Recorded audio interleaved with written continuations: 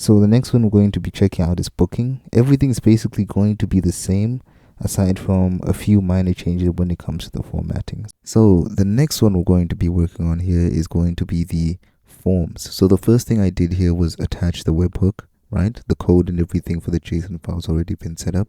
So all we're going to be working on now is simply formatting the data. So the first thing we're going to be needing when formatting this data is that now we're dealing with custom fields, and custom fields have unique identifiers that we're going to need to be able to use in order to appropriately fill them. So the first thing we need to do is to be able to retrieve the custom identifiers. List all accessible custom fields.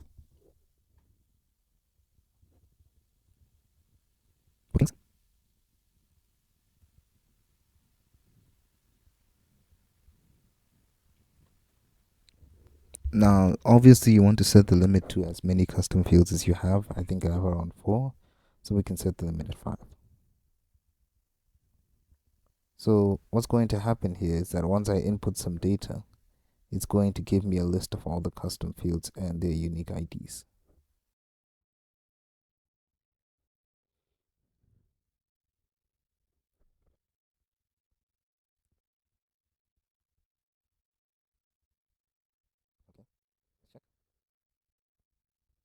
And there are all the custom fields and their unique identifiers.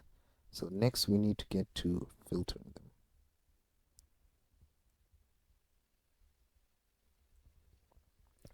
For this, we're going to use a set variables tool once again, and we're going to map the key areas.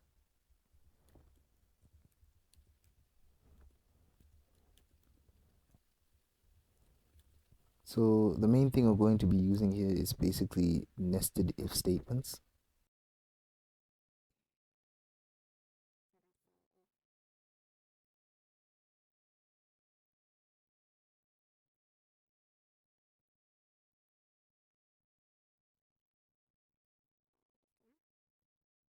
Then we go here and look for the custom field for Gion. Area. Type config options. Gion. There's the custom ID, and we copy that.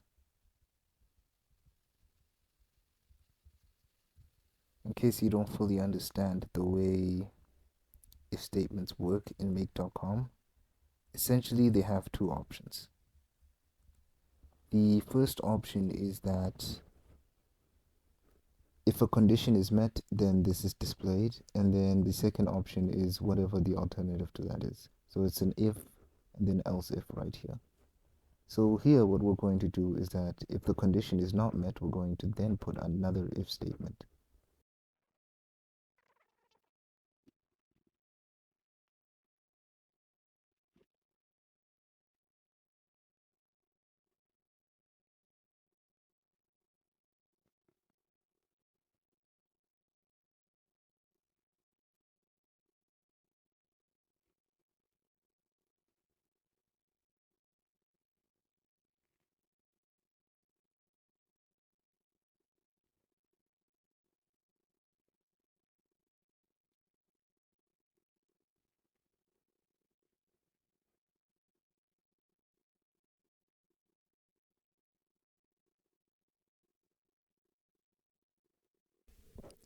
Okay guys, sorry, I had some minor issues there with my code. Basically, I forgot to add like the equal sign operators, and just make sure you remove the quotation marks. So anyway, let's test this out once again. I've tested it out now, it's working just fine.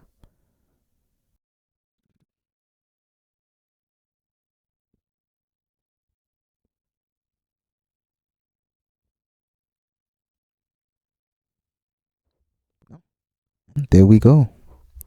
All right. So now that all of these are mapped perfectly, right? The next thing we need to do is that we need to filter out the partner status. So we're going to be doing quite literally the exact same thing here. We're going to need to open up another instance of the ClickUp link.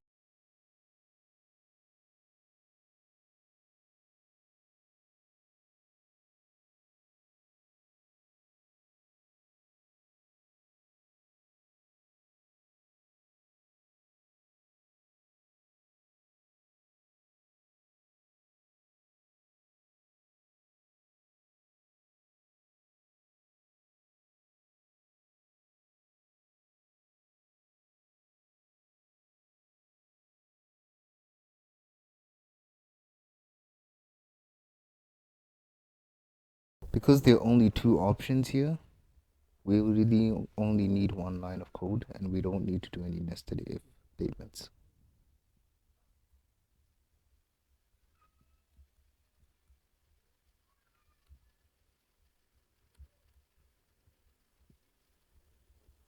Okay, we can get rid of that again.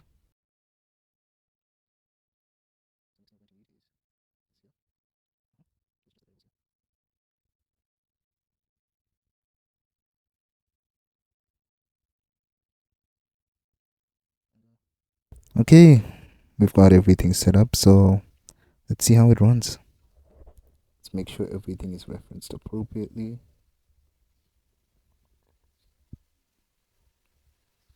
The areas here need to be mapped because we're using their unique identifiers. Okay, partner status. Going to set the default to be unpaid here. As you can see, the status here is not mapped because we're going to also set the default to be unpaid.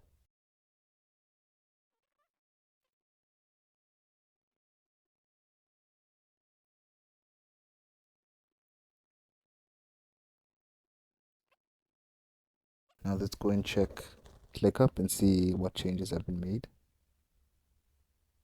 Status unpaid, area is correct, booking date is correct, partner status is correct. So yeah, that is the fully functioning make.com and ClickUp integration. What I can do lastly here is that I can also add a little email just to make things look a bit nicer. So let's do that.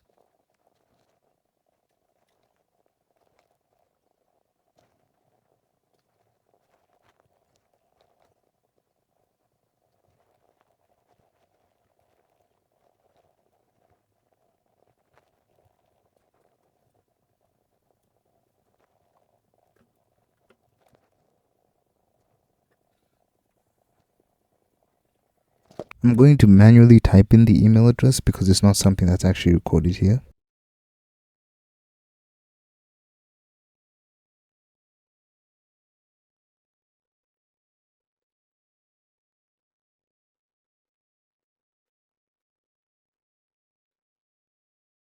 So yeah, guys, that is how you integrate CRM integration into your website. So tune in for the next video and likely the final one where we'll be going over scheduled follow-up emails. Thanks for watching.